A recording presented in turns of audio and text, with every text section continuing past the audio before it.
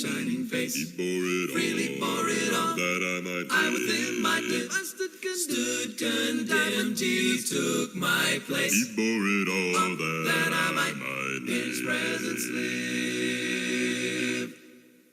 Up Calvary's hill in shame, the blessed Savior trod. He bore it all, that I might live. Between two thieves they crucified the Son of God. He bore it all that I might in his presence live. He bore it all, that I might see his shining face. He bore it Freely bore it all, that I might I within my live. I stood condemned, Jesus took my place. He bore it.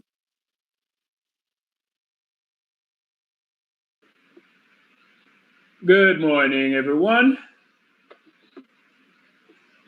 If you're here, feel free to say, at least somebody say good morning so I know I'm being heard. Good morning. Morning, Paula and Echo. Trust that we have had excellent worship. Want to thank Brother Grennell for a very powerful message, and fortuitously for me, it stems into the very subject that we have been looking at for the past few Bible classes, which aligns itself with the idea of support. We have been looking at the subject Lost, a case study, and we've been looking at Luke chapter 15, the parable of the lost things, whether it be the sheep, coin, and son. And we have been looking at the issues that they've been having, finding ways to see if it applies to us as Christians individually or as a group, and also if it can apply or has the possibility of affecting us, how do we deal with these circumstances?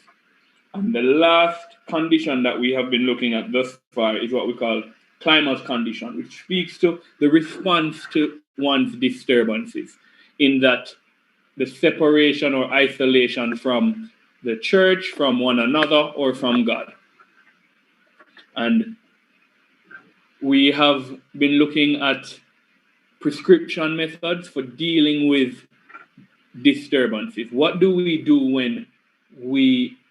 when things happen in our lives that encourage us to move away from one another?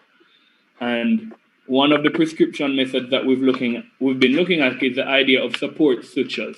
And sutures being a material that is made when one gives stitches, that is used to sew tissue or skin back together.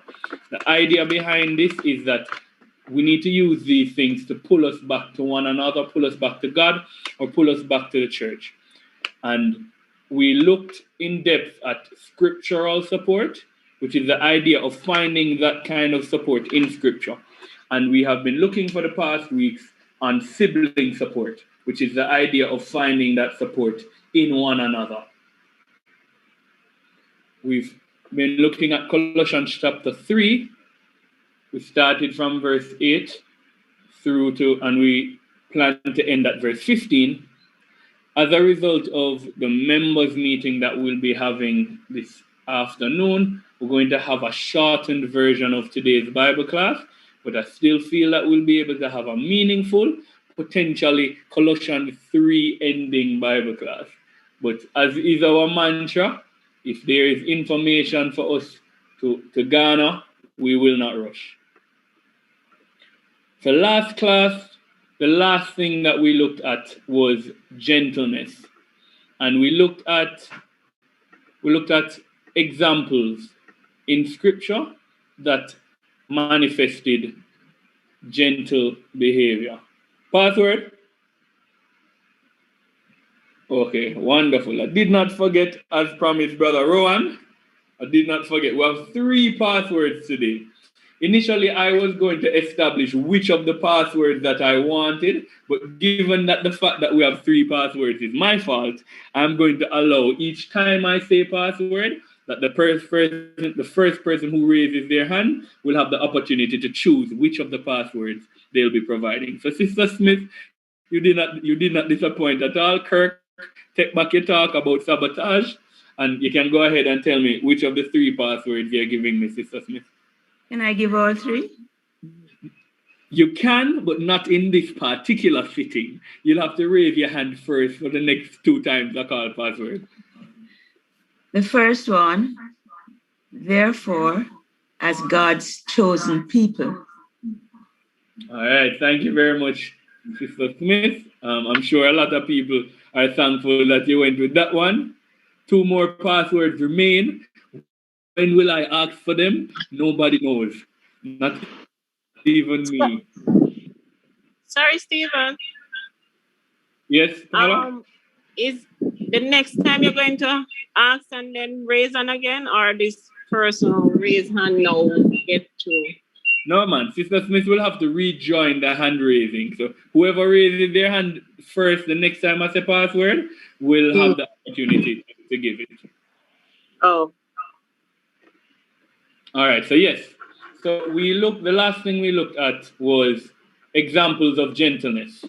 And we saw excellent examples in regards to the gentle side of gentleness and some examples on the submissive side, but not so much as I think we could have if we had brought out the definition of submissiveness, which is a part of gentleness. So one part of gentleness is similar to compassion, similar to kindness. And then there's an offset side of gentleness, which speaks to one's willingness to submit, to be submissive. Now that we know that side, can I get some examples as to biblical characters or scenarios where submissiveness or the meekness side of gentleness is shown? Feel free to raise your hand, and not everybody all at once. Then again, you probably need time to think of. They have crippled me again, Stephen. I'm sorry. Oh, okay. Go ahead, Brother Smith. You're cool. They have crippled me. So, I was trying to find a way around it. So, an example of gentleness or meekness. Or the meekness. We got a good amount of examples on gentleness, which highlighted more of the tender affection, so the kindness, the compassion, but not so much on the tempering of power. So having power, but limiting how it is expressed. We got a lot of excellent examples, which is the initial definition of gentleness: power under control. But there's also the submissive side of gentleness. So that is what I wanted some examples of. Okay. You don't want to go back to Joseph? You can reuse anything that was said before. Yeah, I think that Joseph's dealing with his brothers showed that as well, the meekness, in the sense that here I'm in a powerful situation. You have done some real dastardly things against me. Matter of fact, I didn't have to reveal myself. You wouldn't even know. You would just believe that because you stole the cup, that the guy from Egypt decided to, put you in prison. So that to me is an idea of humbling yourself in the sight of God. Basically, that's what it wasn't meek in terms of his relation with them, but it's more his recognition of that it was in the context of God's will that all of this is taking place. And so I'm going to humble myself and act in this way. Excellent point, Brother Smith. Excellent point. Go ahead, Lacon family.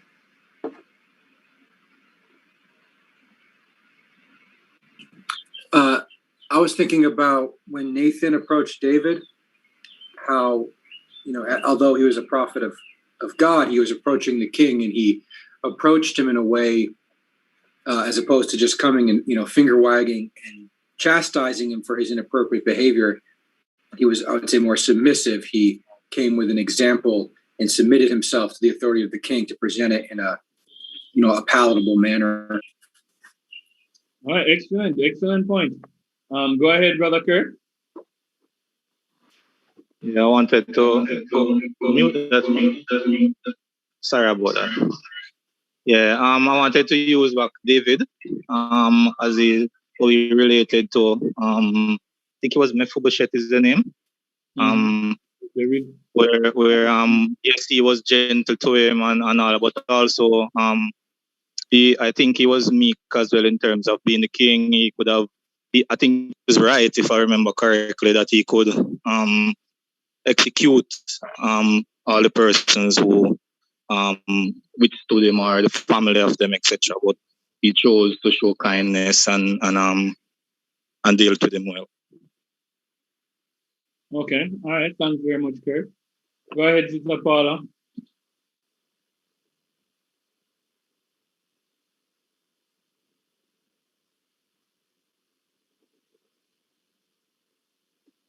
Sister Paula, change your mind. Sorry, I'll go after. Forget. Sorry about it. Okay, no problem, Sister Paula. If I am to borrow from Dad's sermon this morning, I know in all our minds one of the clearest examples is Jesus, where particularly in the garden, when faced with the reality of how close the suffering and pain was, he did not want to do this, yet he submitted himself to the will of God and said, you know what, as much as this is what I would like to do, given that this is what you have asked me to do, Father, I will submit myself to you. Go ahead, Brother Jason. I was thinking of the story of Martha and Mary, and Martha starts off very non-submissive, right? She basically complains to Jesus that Mary's not helping, but once he corrects her, she submits to his authority.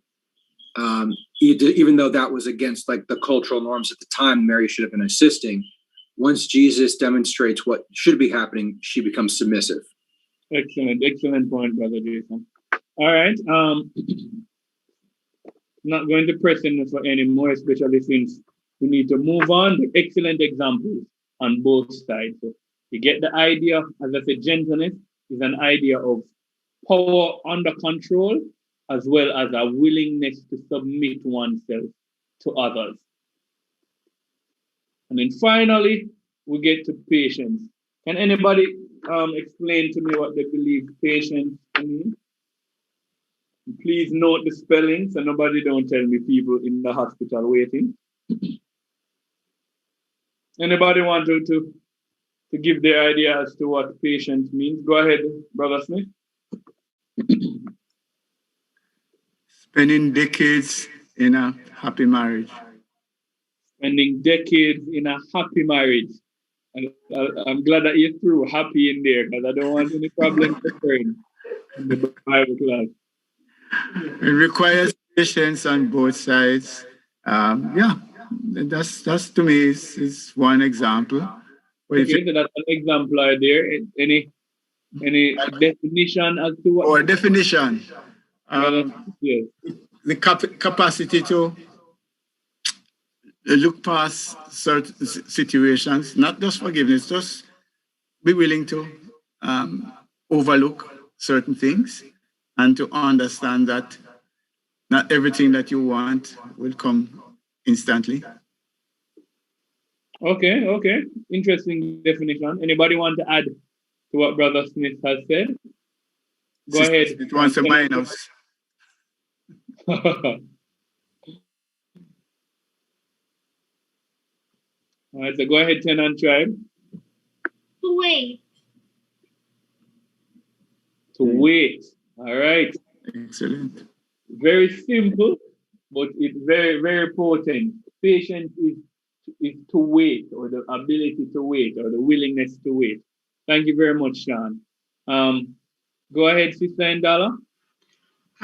Good morning. I'm just thinking of the willingness to forgive easily, to tolerate, especially tolerate difficult people without reacting to them.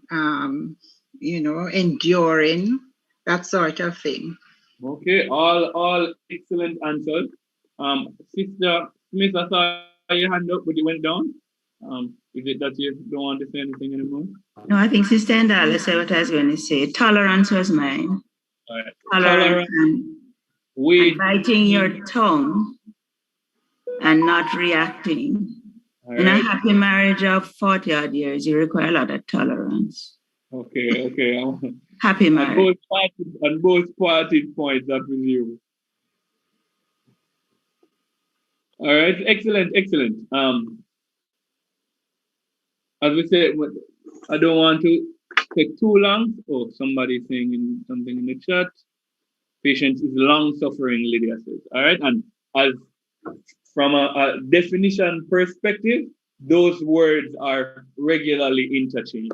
So when you're looking at different translations, in some translations you see patience, in some translations you see long suffering, in some translations you may see forbearance. That's more of an older term that carries across the same definition of tolerance, of waiting, of enduring.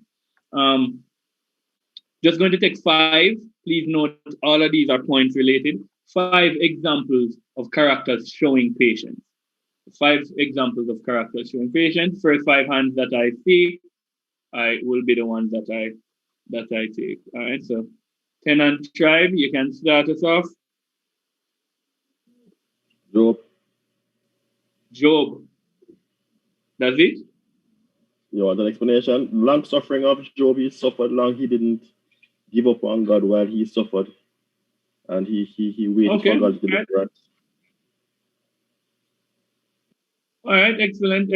I guess the Job situation is so popular. One doesn't really have to go into explanation. Go ahead, Britt. Joseph in prison when he was awaiting for the butler to amend him or tell the Pharaoh of things. All right, excellent. Poor Joseph. One suffering after another. Excellent, Brittany. Go ahead, Lacon family. I would say Paul, through all of his, imprisonment in different trials, just, patiently going through his life despite everything. All right, excellent. Go ahead, Brother Smith. So this is a different one. I would say David. He was anointed, so he knew he was going to be king. He had 2 opportunities to kill Saul, but says, no, I'll wait. I'm not going to try to interfere with God's plan. So God will take care of him. So that to me is patience. Excellent. I like the angle of that particular one. And finally, Janice.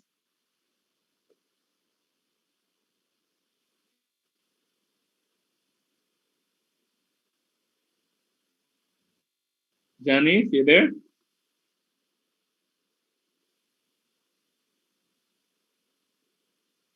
I've seen you unmuted, but I'm not hearing. I don't know. You want to type it in the chat if the mic is not working?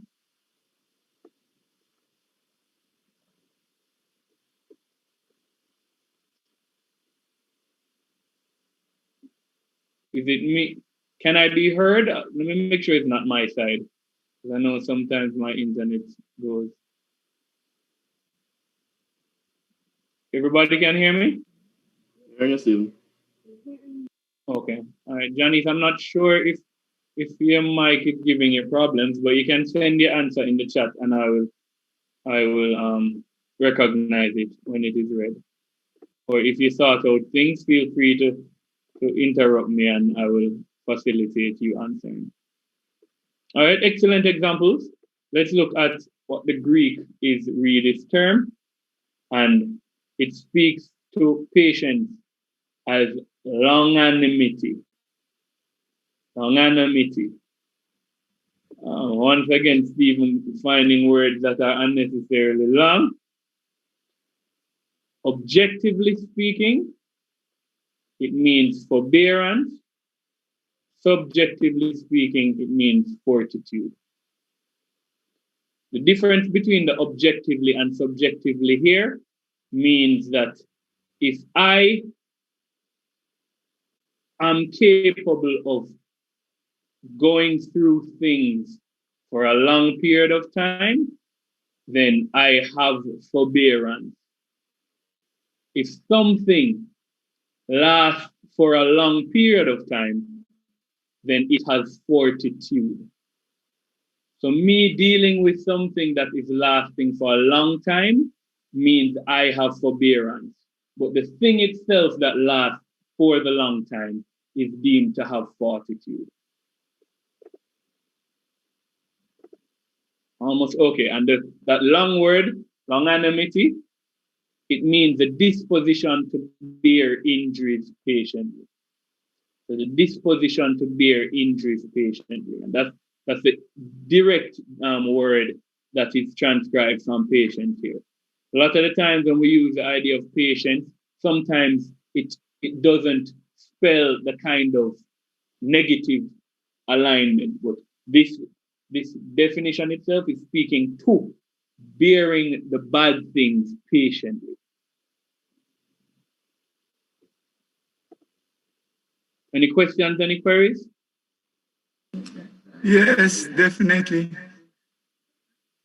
Go ahead, brother. Yeah, I don't understand it subjectively and so on. How can the thing be patient? I don't. Okay, so if I have a thorn in my flesh. What it literally means, something that lasts long would be deemed as having fortitude. So, for example, a plate, a table, a house that bears over a long period of time would be deemed as being having fortitude. Whereas if I am the person putting up with something that lasts for a long time, then I am deemed to have forbearance. So, for example, Job's trial lasted for a decent length of time. Because Job wasn't by definition the one lasting, but the one who was dealing with the thing that lasted, he was deemed to have forbearance. So the thing lasted for a long time. You could say the problems had fortitude. Job dealt with the thing that lasted for a long time, and Job had forbearance. Similarly to a specific situation, the lady with the issue of blood for 12 years. The issue of blood lasted for a long time without fading away. So you could deem, based on the definition, the issue of blood would have fortitude, whereas the lady dealing with the issue of blood for a long time would be deemed as having forbearance because she was able to deal with the thing that lasted for a long time. I don't know if that helps. No, make it deeper. We don't need about classes to sort that out. All right, no problem. I shall see how more effectively I can use examples to specify. No, the only issue that I'm having is how can something have fortitude? That would be a human human trait. Yeah. Okay, all right. That was my question. Job, because of his fortitude, was able to demonstrate forbearance. I can't see how an object or an event. I thought that fortitude was a human quality. That's it. But I don't want to take the class. Go forward. Okay, no. Thank you for now that you have established exactly where the consideration is. I know how to better tackle it. So on Tuesday, I shall between fortitude and forbearance, I shall see how best I can explain. Janice typed in her example. She said Hosea patient with Gomer, even though she was unfaithful to him. Same with God's patience with Israel, although they were unfaithful to him. And she said his wife, Gomer. Excellent example, Janice. So we finally reach a new verse. We are on that verse for quite some time. And this verse reinforces what was said before. So remember that the starting of this passage, Paul was telling the Christians to take off or to do away with particular behaviors. The reason for that is that you have put off the old self and have put on the new self in Christ. And being in Christ establishes benefits in regards to who you are. The limiting definitions that we use, like where I am from, or whether I am a slave or a free person, is of no significance when compared to the identity that you find in God. Having that identity requires you to facilitate particular traits. Being of Christ means you have to be Christ-like. And all of the things that were established, the patience, the humility, all of these things were traits that one would need to properly wear Christ. He then goes on to say, now, bear with each other and forgive one another. If any of you has a grievance against someone, forgive as the Lord forgave you. First word we see here is bear. Password? Once again, Sister Smith stands undefeated. Go ahead, Sister Smith. My goodness. All these things are assets. Okay, thank you very much. So that was the one that was given on Tuesday. So we'll have one remaining. You want it? Let's see if anybody can. I would love to tell you to go ahead because it looks like it's you raising your hand again, but you have to give the people the opportunity to dethrone the champion. Or at least take 1 point from him. Okay, all right. As I said, we're going to have a shortened Bible class. So at 11:50, we will come to a close at the next 9 minutes, and then we will move into our members meeting. So bear, the word bear means to hold oneself up against, i.e. put up with. So to hold oneself up against, and it gives the idea of putting up with. So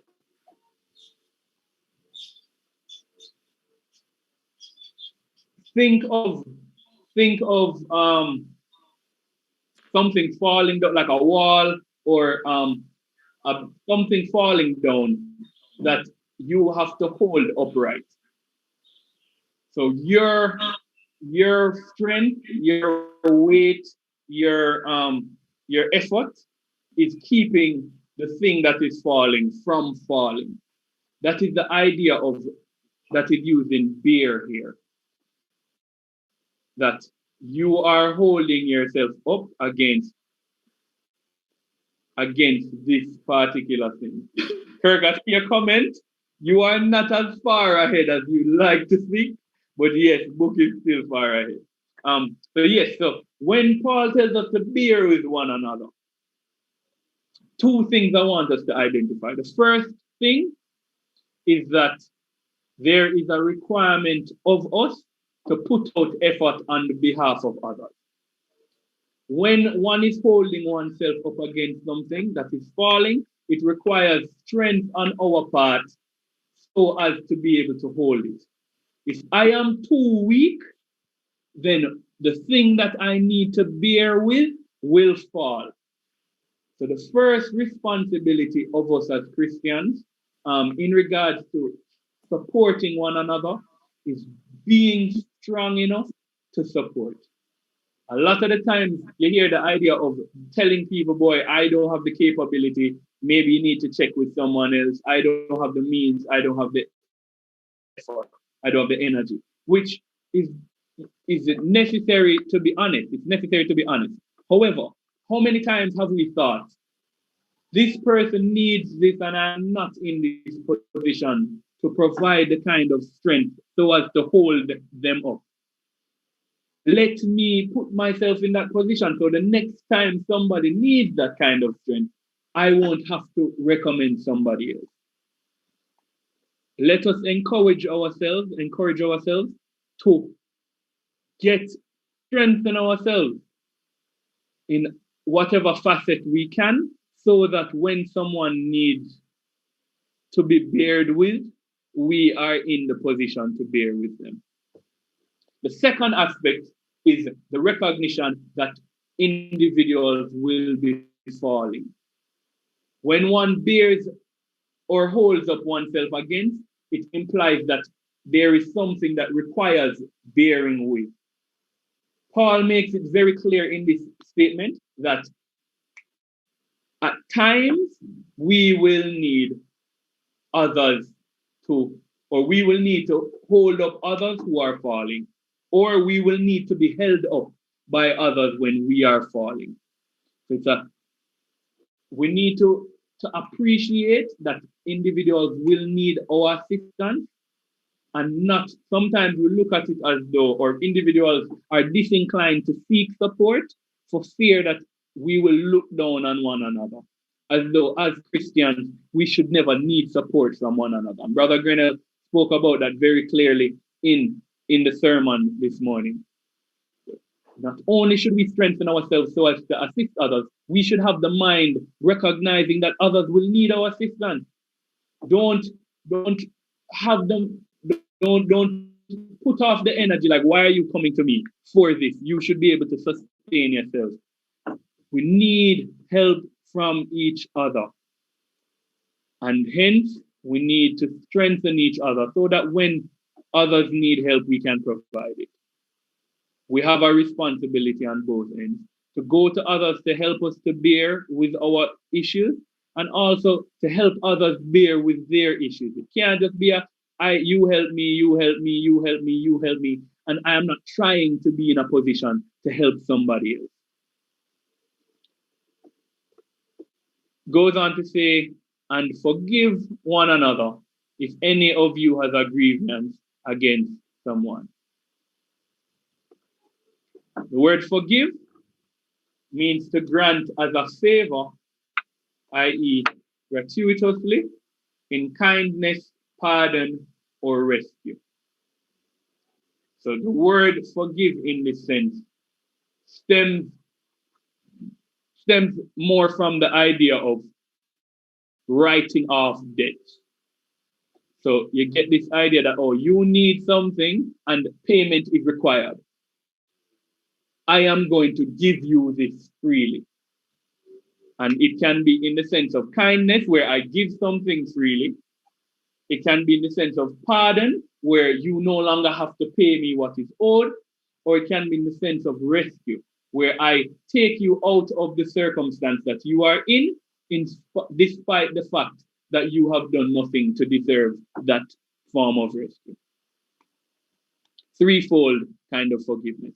And this is the second requirement that Paul has in regards to our response to one another, that we should hold each other up and that we should grant favors to each other in kindness, in pardon, and in rescue.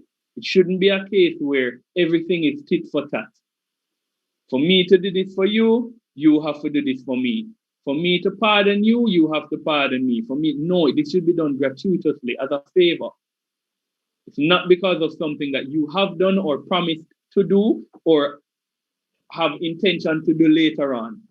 This is me of my own self. And I think this is a huge one when it comes on to the kind of support that one needs to provide, especially to individuals who are feeling disturbed. A lot of the time, where the disturbance stems from is not being particularly in the position as a Christian to support oneself. And that may include sin. If I feel as though when I come to you for support, you are unable to look past the thing that is providing me with discomfort or the thing that is giving me the struggle at the particular period in time, then not only will I not be able to be supported by you, you might encourage me to stay even further away or to move even further away. So we need to lift up one another and we need to forgive one another. And then Paul now, before we get to the quantifier, we have 1 minute. Oh, password? I appreciate the effort, my students, but Sister Smith stands undefeated. Go ahead, Sister Smith. Very interesting discussion, Stephen. Thank you. And I think we need a lot of empathy when we're going to be forgiving and listening ear.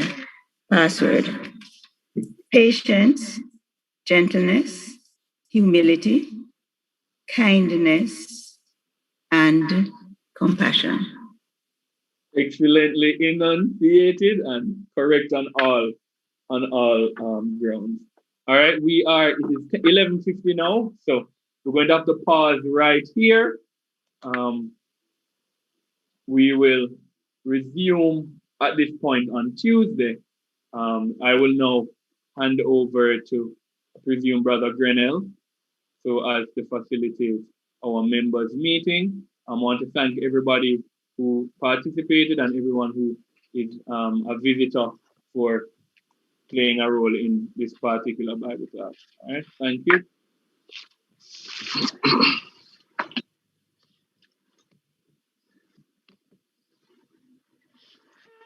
Good morning, brothers and sisters. Trust that we were encouraged from the Bible class, and that is being conducted by Brother Stephen Grennell. Great lessons as usual, and thank you very much. We're going to try and see if we can get the agenda up on the screen so that we can all see it as we go through this. Just going to ask and say thanks first to Sister Endola for taking the minutes for us from our previous members meeting, and ask her again if she could kindly do the honors. Sister Elise. Yeah, yes, Brother Grennell. Good Thank afternoon. you very much. All right, I'm going to see if we can get one of I'd ask Brother